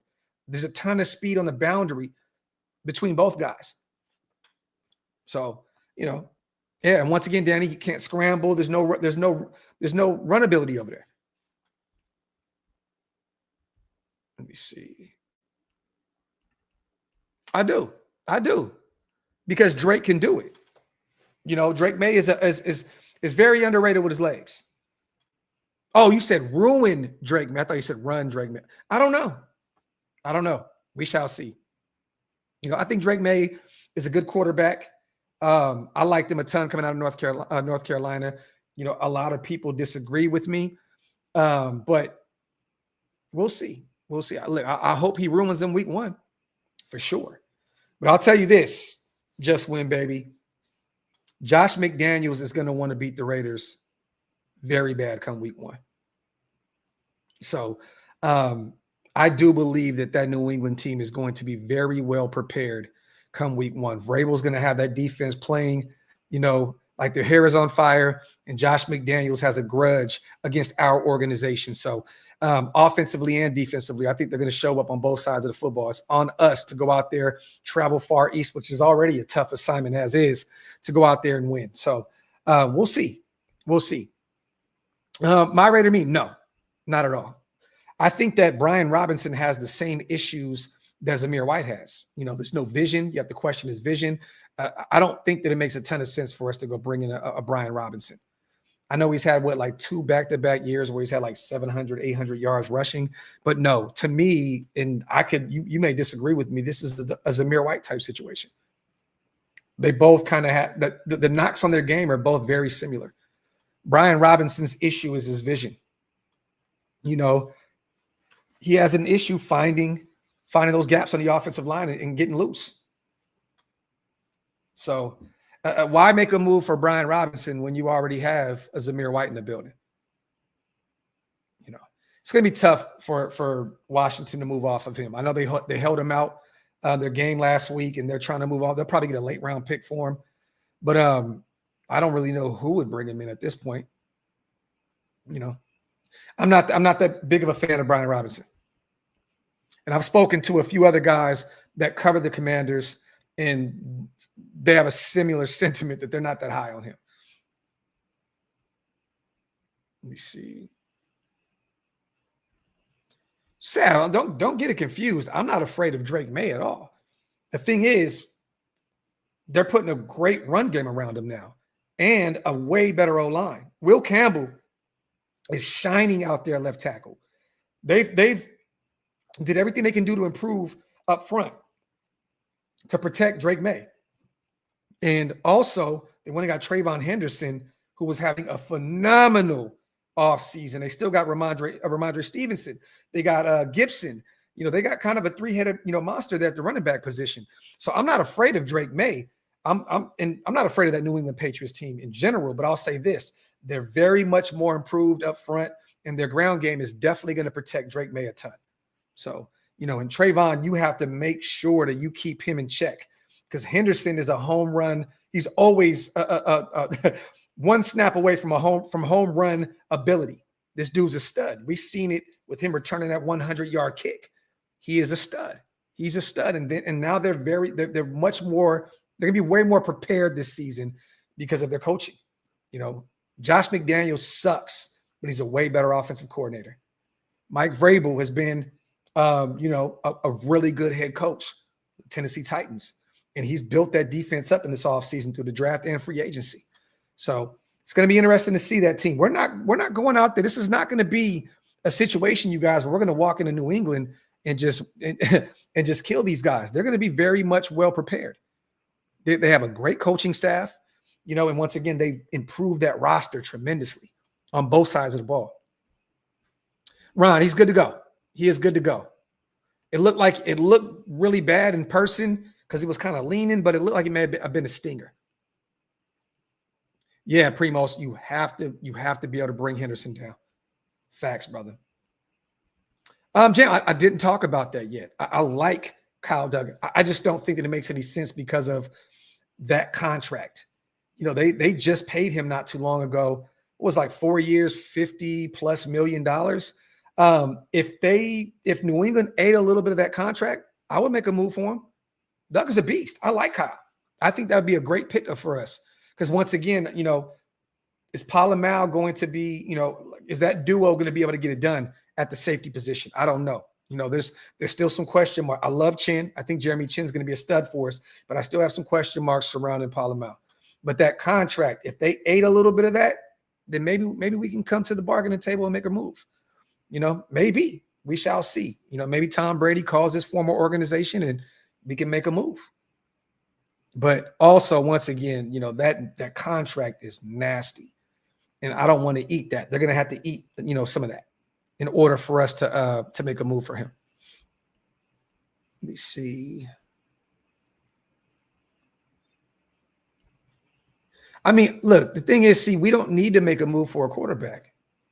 I mean, look, if you have Cam Miller at number 2, just carry 2.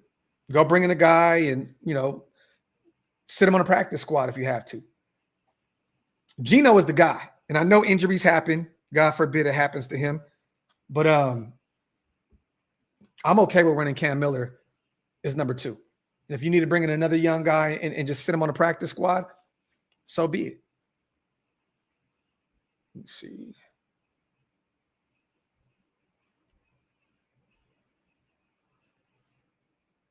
Yeah, I mean, Primos, this is a constant with him. This is a constant. You know what's crazy? Stu didn't really get a chance to watch the Niners game. We were there live and live in color, but he was just kind of reuniting with his teammates and hanging out and just shooting the shit with everybody, right? And he asked me, he said, how did Polamalu do? Because Stu wants him to succeed, safety position. And I said, man, he struggled. And he said, once again, the same shit. Was it bad angles? Was it bad tackling? This is coming from a former safety. He mentioned all the flaws without even knowing what happened with Polamalu in that game. So yes, he struggled to bring guys down. And also, once again, when you look at the tape, it's just bad angles from him. Now, maybe, when they go out there and they present the real defense that we're going to run come week 1, maybe that improves. We shall see. But there's a lot of question marks that surrounding Polamalu, this upcoming season. I got to be real with you. And he's the starter opposite of Jeremy Chin. So, we'll see. Gail, you can say all you want about Stu, but he was one of the starting safeties there on the number 2 defense in the NFL, and he's the leading interception leader at Purdue of all time, even over the GOAT Rod Woodson. So you can say whatever you want. He played on some bad teams, but Stu was an athlete. He was a stud, so you can say whatever you want. And I'm not even saying that just because he's my brother, but that's just that you gotta pump the brakes, bro. You sound like you don't know what the fuck you're talking about. Let me see. Get a few more questions in, you guys, before we get out of here. Let me see. Primo says, watching the tape, I was disgusted with Polamalu on those missed tackles. On one play, it was on a run play. He wrapped him up and then seemed like he just let him go. It was the running back. Didn't like it. There you go. There you go. There you go. Salute to my guy. Let me see. Hey, man, I don't expect a lot of people, Justice, that aren't our age to understand this. You can't judge a player by a team going 2-14 when they had one of the best defenses in football.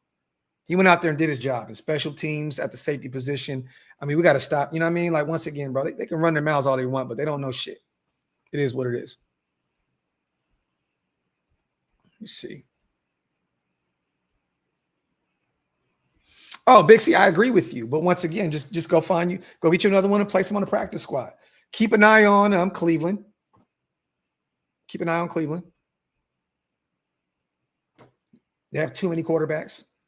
I don't care if they cut Shador or Gabriel or whoever the hell it is. Keep an eye on them. They got a ton of quarterbacks. They may look Tyler Huntley. They're not going to hold on to him. They're not going to hold on to Snoop. There's somebody out there that you can bring in and potentially put on the practice squad and hold on to him. Yes, Primos, he did. He did. Definitely. Let me see. Yeah, that's that. Barry has some disgustingly bad teams, some terrible O-lines, all of it. Content. Salute to my guy, Mon Dizzy. Let me see. Yeah, and man, I definitely talked about it. And I personally don't believe it. Once again, all the chatter initially was the Raiders may make a move, for a wide receiver or a corner. I don't see that. I don't see it. I don't think the Raiders are a front runner for Trey Hendrickson at all. I don't. I don't think they want to pay that kind of money for an edge rusher, especially one that's over 30 years old. So, yeah. So I call cap on that situation. Once again, can it be true? Definitely. But honestly, I don't buy it. I have to see it to believe it. So until I hear, Adam Scheffner or, Ian Rappaport, one of those guys mentioned that the Raiders are potentially in on that move, I don't buy it at all. Let me see. Brandon, from what I was told, Jacoby's happy. Mind you, he's probably a little irritated by not getting an extension at this point. And who wouldn't be? Coming off of a big year last year, the biggest year of his career, and still having a really good offseason. Maybe he is a little irritated. Maybe he wants a new deal done. He stated that he wants to be there and it's on them to get it done. But I don't think he's pissed at all. He's still going out there and performing at a high clip. So let me see. Yep. And that's what we're talking about. That is what we're talking about. 25 minutes, 30 tops. Did it hella quick. Middle of the night. Went to the studio, left Stu at the hotel, went to the studio about 25, 30 minutes. Tops. Savage, this is facts, man. I cannot wait until week one, man. So we can actually see what this really is going to look like. I'm ready to get this last preseason game out the way, have this little week off and get rolling, man, in a New England for sure. Game tight. I know Pete stated that everybody will be live. I don't agree. I don't agree at all. I think that it's going to be the backups a ton against Arizona. I think, honestly, the backups are going to play the entire game. There's no reason to put Geno out there. No reason to put Genty out there. Genty did exactly what he needed to do against the Niners, which was come out there, redeem himself. Now hold on to him until New England. That's it. Period. Let me see. Richardson for Aiden. That will never happen. That will never happen. Indianapolis would never move a former first-round pick on a rookie deal for Aiden O'Connell. It's just not happening. It's not. And if you look at what they're doing out there as well, 5'9", look, they got two other guys that can run, that can use their legs. Riley Leonard, I'm a Notre Dame guy. That was the only time I trusted Riley Leonard was running the football. When he threw the football, that's when I was concerned. Okay, even going to a national championship, I was worried. And then Daniel Jones, they don't call him Vanilla Vic for no reason. He can utilize his legs. Aiden has no value in Indianapolis. That would make no sense swapping the quarterbacks, because once again, they're used to that athletic build as well, that athletic profile. Aiden can't use his legs. I don't know why they would. It's the same kind of thing with the Raiders. They have two guys out there that can use their legs. Aiden can't do it. So let me see. Salute to Snakefish. Yo, Malat took his team to the college championship game. Why not give him some time at number 3 quarterback as well as special teams? Well, hey, Snakefish, that may be the move. That may be the move. Maybe they do name him quarterback 3 if he finds a way to make this roster, or even if they place him on a practice squad. We'll see. I know at this point, Jacoby, at least last year, he was the emergency quarterback, but maybe that is the plan. We shall see. Only time will tell. But I would be very shocked if Aiden O'Connell made this roster. Just being real. Just being real. Alzado, the Giants have come out and said that they have no interest in moving on from Winston. So it looks like they're going to carry all three quarterbacks. Looks like Jackson Dart, Russell Wilson will be the starter, Winston and Dart. They'll probably move on from DeVito, but it looks like they're going to keep Winston around. So they've come out and kind of killed that narrative. I know a bunch of teams were reaching out to them about if there was any interest in moving on from him, and I think they pretty much killed that and said that they're going to hold on to Winston. So I don't see them moving on from him at all.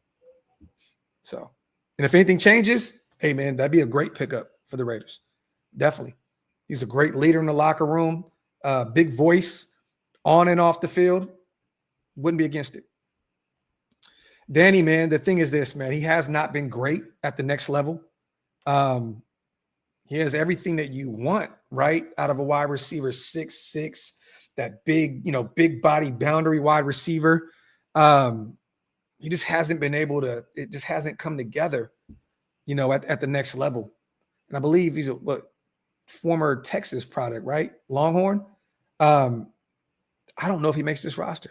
Danny, to be real, he might be a practice squad candidate because you got Thornton, Tucker, Besh, Jacoby. That's your 4 right there. Looks like Bachman is going to make this team. He's been having a really good offseason. That's 5. And then you got Malott right there potentially at 6. And if you keep 7, then you're looking at Shedrick Jackson or Colin Johnson. I think it's a tough – I don't know if he makes this team. And I think we'll carry 7. I do believe we'll carry 7. But if we carry 6, I don't think Colin Johnson makes this roster at all. I would love to see Shedrick make this team. And if not, hopefully we can find a way to put him on the practice squad and develop him a little bit behind the scenes because he's shown me some things this offseason, in particular in preseason. That game against Seattle was eye-opening, and then he looked good last weekend too, or this past weekend against the Niners also. So, but yeah, man. Other than that, you guys, salute. I'm back home. We will be live every single day. Tomorrow, I'll put together a show. We have the game this Saturday. Me and Big Mike will be covering it. I'm going to do that very, very soon. Very soon. Stay tuned. Maybe I'll do it this week sometime. So we'll see. I wanted to get the game out of the way first. I wanted to do, cover the game Saturday and then potentially do a 53-man prediction shortly after. But we'll put that together sometime this week. But yeah, I'll be active for sure, you guys. As always, wipe them feet on the way out. Make sure you guys hit that subscribe button if you guys are not subscribed yet. Also, go run those numbers up, you guys, on the new anthem. I just dropped it. It's fresh on the channel, the last video that we uploaded. Make sure it's called Oak Las Vegas, produced by my brother L Fingers. I just sent it over to the DJ over at Allegiant Stadium, the official Raiders DJ. So hopefully we can get that pumping out at Allegiant Stadium on Sundays. Stay tuned for that, man. We've been working around the clock. A lot of stuff going on behind the scenes. Once again, thank you guys so much for your patience. We will be active once again every step of the way this week. Salute, salute, salute to the greatest chat in YouTube history. Coffee and Convo back tomorrow. We have a ton to talk about. Last week of preseason. We're going to be here every step of the way. Once again, man, salute to everybody here in the building. As always, love and appreciate you all. Let me get the hell out of here. 1.